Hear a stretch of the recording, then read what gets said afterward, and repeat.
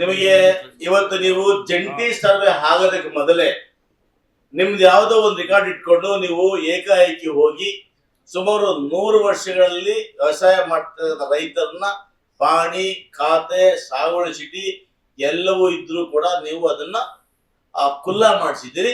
ನಿರ್ದಾಕ್ಷಿಣ್ಯವಾಗಿ ನಾವು ಕಂಡಂಗೆ ಕೋಲಾರ ತಾಲೂಕಲ್ಲಿ ಆ ಕೋಸ್ ಬೆಳೆ 1 ವಾರ ಇದ್ದಿದ್ರೆ ಬೆಳೆ ಬಂದ್ಬಿಡ್ತಾ ಇತ್ತು. ಅಂತ ಬೆಳೆಗಳನ್ನ ತಾವು ತಗೊಂಡು JCB ತಗೊಂಡೋಗಿ ಅದನ್ನ ಹಾಳು ಮಾಡಿದ್ರಿ.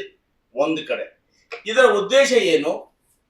ನೀವು ಯಾವ ಬೇಸ್ ಮೇಲೆ ತಗೊಂಡಾಗ ಅದನ್ನಲ್ಲಿ ಆ ರೀತಿಯಾಗಿ ನೀವು ಏಕಾಏಕಿ ಹೋಗಿ ನಮ್ದು ಅಂತ ಹೇಳಿ ನೀವು ಇದನ್ನ ಮಾಡಿದ್ರಿ. ಅದು ಮೊದಲನೇ ತಪ್ಪು. ಇವತ್ತು ನಿಮಗೆ ಕೆಲವು ಭಾಗಗಳಲ್ಲಿ ಜಂಟಿ ಸರ್ವೆ ಆಯ್ತು. ಜಂಟಿ ಸರ್ವೆ ಆದಾಗ ನಿಮ್ಮದು ಸ್ಥಳ ಅಲ್ಲ ಅಂದ್ರೂ ಕೂಡ ಇವತ್ತು ನೀವು ಅವ್ರನ್ನ ಉಳುಮೆ ಮಾಡಿ ಹಲೋ ಮಾಡ್ತಲ್ಲ. ಯಾಕೆ? ಒಂದೊಂದು ಕೃಷಿ ಉತ್ತರ ಹೋಗ್ಬಿಡಿ, ಸಚಿವರು ಇದ್ದಾರೆ, ನಾವು ಆಮೇಲೆ ನಮ್ಮೆಲ್ಲ ಶಾಸಕರು ಮಾತಾಡ್ತೀವಿ. ಪ್ಲೀಸ್ ಮಾ. ನಮಸ್ತೆ ಸರ್. ಸರ್ ನಮ್ದು ನಾವು ಯಾವುದೇ ಒತ್ತುವರಿ ತೆರವುಗೊಳಿಸ್ಬೇಕಾದ್ರೆ ಸರ್, ಸುಮ್ಮನೆ ಸಡನ್ ಆಗಿ ನಾವು ಹೋಗಿ ಒತ್ತುವರಿ ತೆರವುಗೊಳಿಸಕ್ ಆಗಲ್ಲ ಸರ್.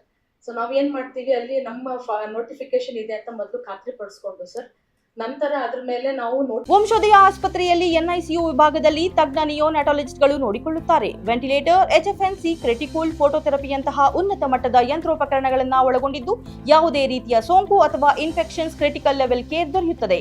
ಹೆಚ್ಚಿನ ಮಾಹಿತಿಗಾಗಿ ಸಂಪರ್ಕಿಸಿ 7270 7270 ಅಥವಾ 9141066685. ಸರ್ವ್ ಮಾಡ್ತೀವಿ ಸರ್. ಅದು ಅವರಲ್ಲಿ ಏನೇನು ದಾಖಲಾತಿಗಳಿದೆ ನಮ್ಗೆ ಒದಗಿಸಿ ಅಂತ ಸರ್.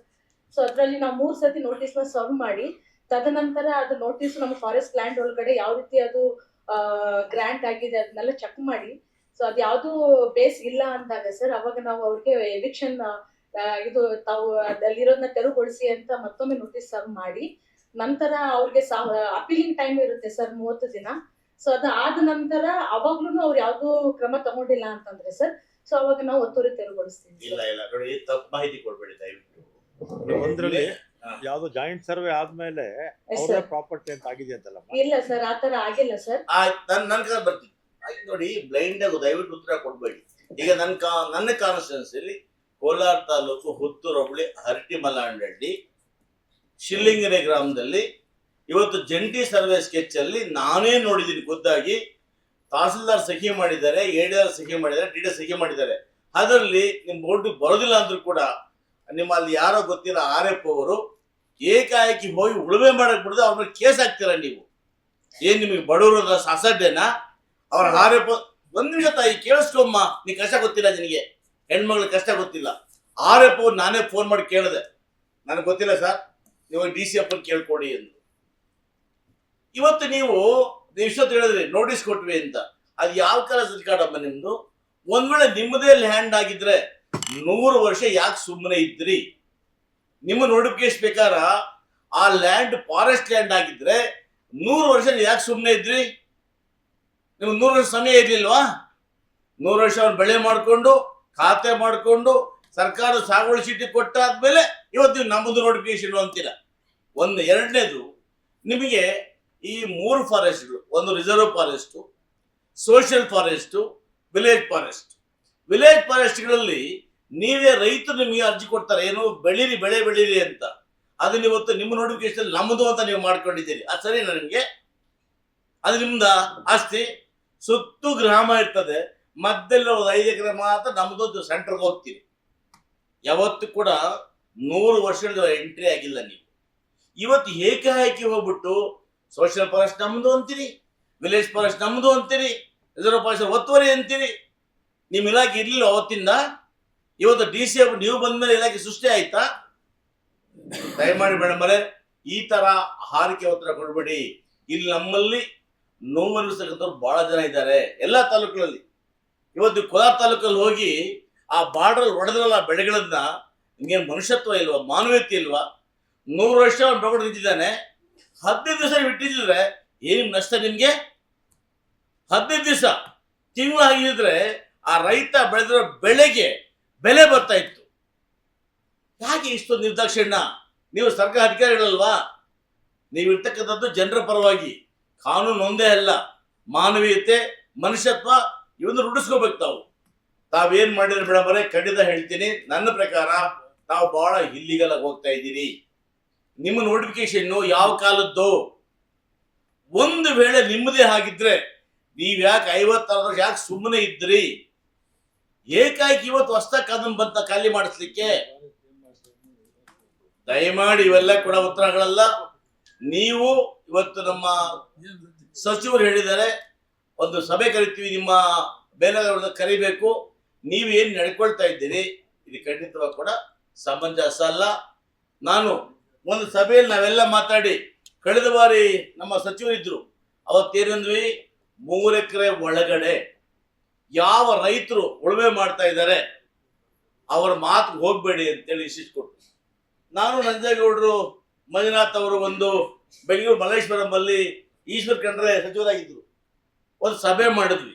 ಆ ಸಭೆಯಲ್ಲಿ ಒಂದು ತೀರ್ಮಾನ ತಗೊಂಡ್ವಿ, ಏನಂತ, 3 ಎಕರೆ ಒಳಗಡೆ ಯಾವ ರೈತ ವ್ಯವಸಾಯ ಮಾಡ್ತಾ ಇದ್ರೆ ಅದು ಫಾರೆಸ್ಟ್ ಆಗಿರ್ಲಿ ಪ್ರೈವೇಟ್ ಆಗಿರ್ಲಿ ಜಂಟಿ ಸರ್ವೆ ಮಾಡೋ ತನಕ ಅದ್ರ ಮಾತು ಹೋಗ್ಬಾರ್ದು ಅಂತೇಳಿ ಒಂದು ಸ್ಟೇಟಸ್ ಸರ್ಕ್ಯುಲರ್ ಹೊರಡಿಸಿದ್ರು.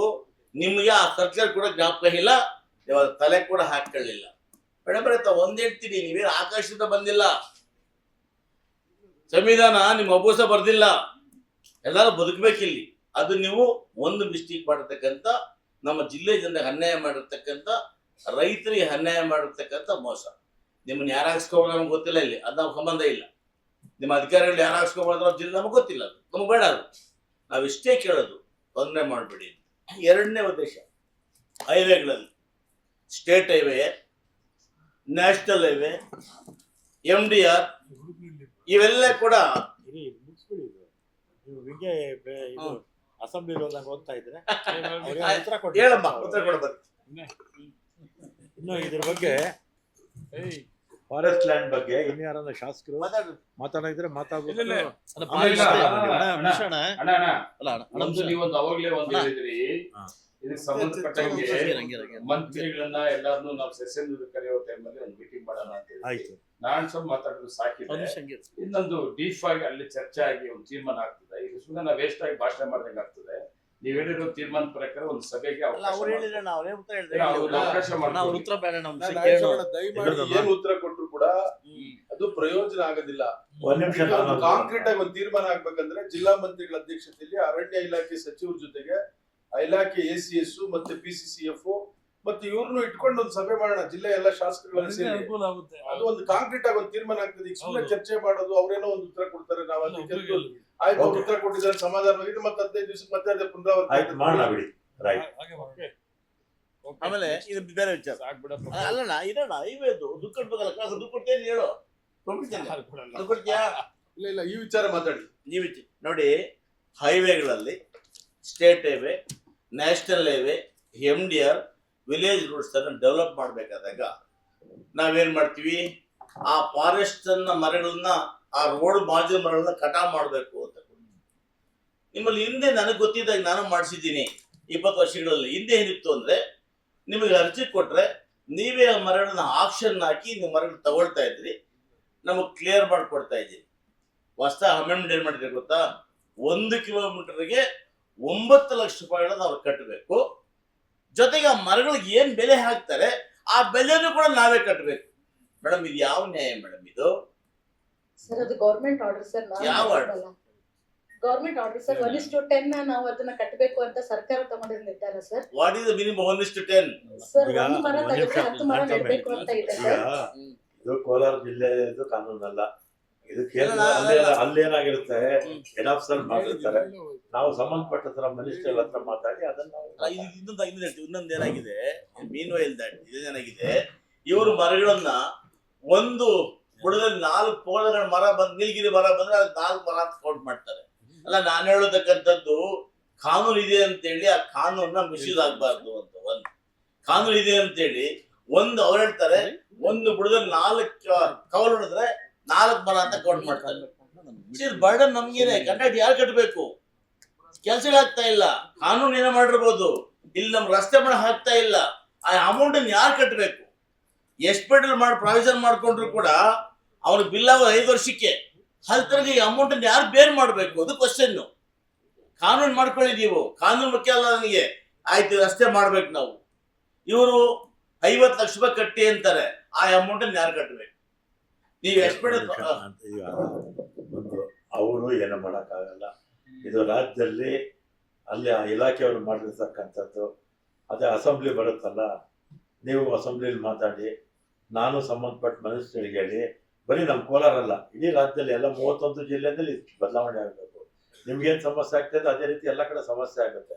ಅದರಿಂದ ಅಲ್ಲಿ ಸಾರ್ಟ್ ಔಟ್ ಮಾಡೋಣ. ಅದು ಒಂದು ಇನ್ನೊಂದೇನಂದ್ರೆ, ಇವರು ಹೈವೇಸ್ ಅಲ್ಲಿ ಇವ್ರದ್ದು ಏನಿದೆ, ನಮ್ಮ ಲ್ಯಾಂಡ್ ಹೈವೇಸ್ ಇದೆಯಲ್ಲ, ಅದು ನಮ್ಮ reserve land. Highways PWD limits ಇದೆ. ಆ ಲಿಮಿಟ್ಸ್ ಅಲ್ಲಿ ಇವರು ಫಾರೆಸ್ಟ್ ಅಲ್ಲ. ಅದು ನಿಮ್ಗೆ ಅದಕ್ಕೆ ಬದಲಿಕ್ಕೆ ಅಲ್ಲಿ ನಮ್ದು ರೋಡ್ ಮಾರ್ಜಿನ್ ಎಲ್ಲಿದೆ, ಆ road margin that belongs to PWD department, Z department. What rights you have? ನೀವು ಗಿಡ ಹಾಕಿಲ್ಲ, ಆ ಜಾಗ ನಿಮ್ದಲ್ಲ, ನೀವೇ ಅಲ್ಲಿ ಬರ್ತೀರಿ. ಯಾವ್ದು ಸರ್ ಗೊತ್ತಾಗಿಲ್ಲ ಸರ್, ಯಾವ್ದು ಸರ್? ರಸ್ತೆ ಪಕ್ಕದ ಇರ್ತಕ್ಕಂಥ ರಿಸರ್ವ್ ಪ್ಲೇಸ್. ಎಕ್ಸಾಂಪಲ್ ನಿಮಗೆ ನೋಡಿ, ಒಂದು ರಸ್ತೆ ಸ್ಟೇಟ್ ಹೈವೇಸ್ ಅಲ್ಲಿ 40 ಮೀಟರ್ ರಿಸರ್ವೇಶನ್ ಪ್ಲೇಸ್ ಅವ್ರದ್ದೇ, ನ್ಯಾಷನಲ್ ಹೈವೇಸ್ ಅಲ್ಲಿ 75 meters. The same time MDR 25 meters. 25 meters right of way ಅವ್ರದ್ದು. ಆ ರೈಟ್ ಆಫ್ ವೇ ಅಲ್ಲಿ ನೀವೇನ್ ಗಿಡ ಉಳಿಲ್ಲ. ಸೋಷಿಯಲ್ ಫಾರೆಸ್ಟ್ ಅವ್ರು ಯಾವುದೇ ಕಾಲದಲ್ಲಿ ನಾವು ಹಣ ಉಳಿಸಿರ್ತೀವಿ, ಅದು ಪಂಚಾಯತ್ ಉಳಿಸಿರ್ತೀವಿ. ಇವತ್ತು ನಿಮಗೆ ಏನ್ ರೈಟ್ಸ್ ಇದೆ ಅದ್ರ ಮೇಲೆ? ನೀವೇ ಕ್ಲೈಮ್ ಮಾಡ್ತೀರಾ? That is not forest. Sir ನಾವೇನ್ ಕ್ಲೇಮ್ ಮಾಡಿಲ್ಲ ಸರ್. ಎಸ್, ಇಲ್ಲ ಮೇಡಮ್, ಅಲ್ಲ. ಕತೆ ಗೊತ್ತಾಗ್ತಾ ಇಲ್ಲ ಸರ್. ನೀವು ಹೈವೇ ಅಲ್ಲಿ ಅಲ್ಲಿ ನಮ್ ನೋಟಿಫೈಡ್ ಫಾರೆಸ್ಟ್ ಆಗಿದ್ರೆ ಮಾತ್ರ ನಾವು ಇಲ್ಲ ತಾಯಿ, ಇಲ್ಲ ಇಲ್ಲ ಮೇಡಮ್, ಮೇಡಮ್, ಇಲ್ಲ. ಮೇಡಮ್, ಅದೆಲ್ಲ ಯಾವ್ದು ಸರ್ ಅದು? ಮೇಡಮ್, ಈಗ ಎಕ್ಸಾಂಪಲ್ಗೆ ಐ ಗಿವ್ ಎಕ್ಸಾಂಪಲ್. ಈಗ ನಂದು ಬಂಗಾರಪೇಟೆ ಕೋಲಾರ ರಸ್ತೆ ಕೂಡ ಮಾಡ್ತಾ ಇದ್ದೀನಿ. ಹೌದು. ಆ ಬಂಗಾರಪೇಟೆ ರಸ್ತೆ ಮಾಡ್ಬೇಕಾದಾಗ ನನಗೆ ಕಿಲೋಮೀಟರ್ಗೆ ಇಷ್ಟು ಅಂತ ಹಣ ಕಟ್ಸ್ಕೊಂಡ್ರಿ, ಮರಳಿಗೆ ಹಣ ಕಟ್ಸ್ಕೊಂಡ್ರಿ, ಕೊಟ್ರಿ. ಸೆಕೆಂಡ್ ಒನ್, ಈಗ ದಿಂಬಂಜಿಂದ ಸ್ಯಾಂಟ್ರ್ ತನಕ ಮಾಡ್ತಾ ಇದ್ದೀನಿ. ಆ ದಿಂಬಂಜಿ ಸ್ಯಾಂಟ್ರ್ ಮಾಡ್ಬೇಕಾದ್ರೆ ಅದೇನು ಫಾರೆಸ್ಟ್ ಲ್ಯಾಂಡ್ ಅಲ್ವಲ್ಲ, right of way of PWD department. ಅವ್ರು ಗಿಡ ಬೆಳೆಸಿದ್ದಾರೆ, ನೀವೇ ಕ್ಲೈಮ್ ಮಾಡ್ತಾರೆ ಅದ್ರ ಮೇಲೆ. ನೀವು ಇವತ್ತು ನನಗೆ 90 ಲಕ್ಷ ಕಟ್ಟಿದ್ದು ಕೊಟ್ಟಿದ್ದೀರಿ, ಯಾರು ಕಟ್ಟಬೇಕು ದುಡ್ಡು? ಹೌದು. ಸರ್ ಮಂಜಾನ ಕಟ್ಟಬೇಕಾದ್ರೆ